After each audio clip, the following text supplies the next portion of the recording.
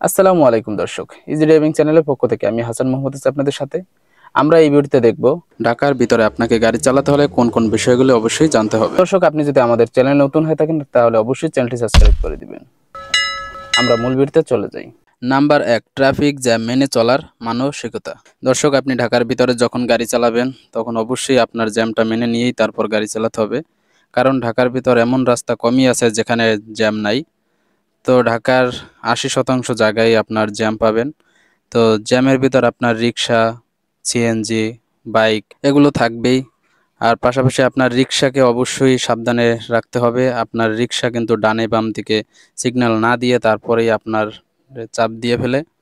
তো আপনার অবশ্যই এগুলো খেয়াল রেখে তারপর গাড়ি চালাতে হবে। অনেক সময় মানুষ পারাপার করে আপনার হাত সিগন্যাল দিয়ে তারপরে। তো অবশ্যই আপনার জ্যামের ভিতরে গাড়ি চালাতে হলে চোখ কান ভালোভাবে খেয়াল রেখে তারপর গাড়ি চালাতে হবে। বিশেষ করে আপনার সামনের গাড়ির চাকা দেখা যায় এই পরিমাণ গ্যাপ রেখে তারপরে গাড়ি চালাতে হবে। নাম্বার 2, রাস্তার অবস্থান ও শর্টকাট রুট জানা। দর্শক, আমরা রুট চেনার জন্য সাধারণত গুগল ম্যাপ ব্যবহার করে থাকি। তা আমরা গুগল ম্যাপটা ওপেন করে নিলাম। তো এখান থেকে আমরা সাধারণত রোডের জ্যাম আছে কিনা সেটাও আমরা চেক করে নিতে পারবো। যেমন আমরা যদি এখন উত্তরা থেকে আমরা মতিঝিল যাই, সেক্ষেত্রে আমাদের গুগল ম্যাপে আমরা সার্চ দিলাম। তো সেক্ষেত্রে আমাদের এভাবে লোকেশনটা দেখাচ্ছে। তো এখানে আমরা টোটাল কত মিনিট লাগবে সেটাও দেখতে পাইতেছি, এবং রাস্তায় যদি জ্যাম থাকে তাহলে এই যে সবুজ কালারটা সেটা কিন্তু আপনার হলুদ এবং লাল বর্ণ দেখতে পাবেন। তো আপনার জ্যাম যদি অনেক বেশি হয় সেক্ষেত্রে এটা লাল হয়ে থাকবে, আর যদি গাড়ি হালকা হালকা সামনের দিকে আগায় সেক্ষেত্রে আপনার এটা হলুদ দেখাবে। তো আমাদের এই রাস্তায় কোনো জ্যাম নাই, সেক্ষেত্রে এটা সবুজ দেখা যাচ্ছে। এবং দর্শক, আপনাকে অবশ্যই শর্টকাট রাস্তাটা চিনতে হবে। যেরকম এখানে আমরা যে এটা হলো কুড়িল বিশ্ব রোড ঢাকার, সেক্ষেত্রে আমরা এই যে রাস্তা দেখতেছি বিকল্প কিন্তু অনেক রাস্তা আছে। গুগল ম্যাপে তার ইচ্ছে মতো একটা রাস্তা দেখিয়ে দিচ্ছে, কিন্তু তারপরও আরও শর্টকাট রাস্তা আছে। তা আমাদের কিন্তু অবশ্যই এই শর্টকাট রাস্তা যত চেনা থাকবে ততই আমাদের জন্য ইজি হবে গাড়ি চালাতে। নাম্বার 3, মেইন পয়েন্টগুলো চেনা। হ্যাঁ দর্শক, আপনাকে ঢাকায় গাড়ি চালাতে হলে অবশ্যই আপনার ঢাকার যে মেইন পয়েন্টগুলো আছে সেগুলো কিন্তু অবশ্যই চিনে রাখতে হবে। যেরকম ঢাকার বিমানবন্দর, উত্তরা, মিরপুর, গুলশান, বনানী, হাতিরঝিল, রামপুরা, মতিঝিল, এরকম যে বিশেষ পয়েন্টগুলো আছে সেগুলো অবশ্যই আপনাকে জেনে রাখতে হবে।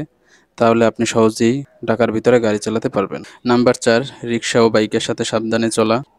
দর্শক, ঢাকার রাস্তায় গাড়ি চালাতে হলে অবশ্যই রিক্সা থেকে সাবধানে আপনি গাড়ি চালাতে হবে।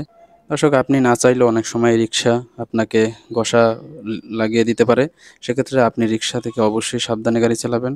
রিক্সার কাছ থেকে, রিক্সার যে চাকা আছে সেটা থেকে আপনাকে অবশ্যই দূরত্ব বজায় রেখে তারপর চালাতে হবে। হ্যাঁ দর্শক, আপনার ঢাকায় হাইওয়ে রাস্তায় গাড়ি চালানোর সময় যেটা আর একটু সাবধানে থাকতে হবে সেটা হচ্ছে বাইক এবং সিএনজি থেকে।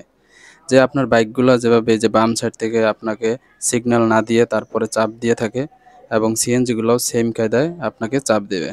তো সেক্ষেত্রে আপনি সেই সতর্কতা অবলম্বন করতে পারলেই আপনি সহজেই গাড়ি চালাতে পারবেন। নাম্বার 5, ট্রাফিক পুলিশের সিগন্যাল বোঝা। দর্শক, ঢাকার রাস্তায় গাড়ি চালাতে গেলে সেক্ষেত্রে কিন্তু অবশ্যই আপনাকে পুলিশের সিগন্যাল ভালোভাবে মানতে হবে। ঢাকায় কিন্তু সব জায়গায় সিগন্যাল বাতি থাকে না। অনেক সময় পুলিশ হাতের ইশারা দিয়ে তারপরে সিগন্যাল দিয়ে থাকে।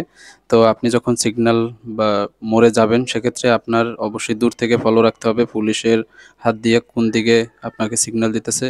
যখন যেতে বললে তখন আপনি এভাবে চলে যাবেন। ঢাকার ভিতরে যেরকম অল্প কিছু পয়েন্ট আছে যেগুলোতে আপনার সিগন্যাল বাতি থাকে, যেরকম আপনার গুলশান, বনানী এলাকা, তারপর হচ্ছে আপনার ক্যান্টনমেন্ট এলাকা।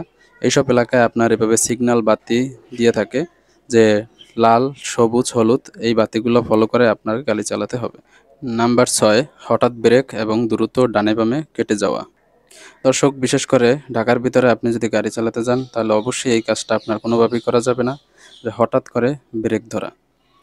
আপনার হঠাৎ যদি ব্রেক জোরে চাপ দিয়ে ধরেন বা ডানে বামে গাড়ি হঠাৎ করে কেটে পড়েন, যে সামনে গাড়ি আছে এভাবে যদি সামনে হঠাৎ গাড়ি পড়ে সেটার দিকে হঠাৎ করে বামে কেটে পড়েন বা ডানে কেটে পড়েন, তো সেক্ষেত্রে আপনার অ্যাক্সিডেন্ট হওয়া এটাই স্বাভাবিক। তো দর্শক, আপনার পিছনে যে গাড়ি থাকে সেগুলো কিন্তু যে কোনো সময় আপনার গাড়িকে পিছন দিক থেকে লাগিয়ে দিতে পারে।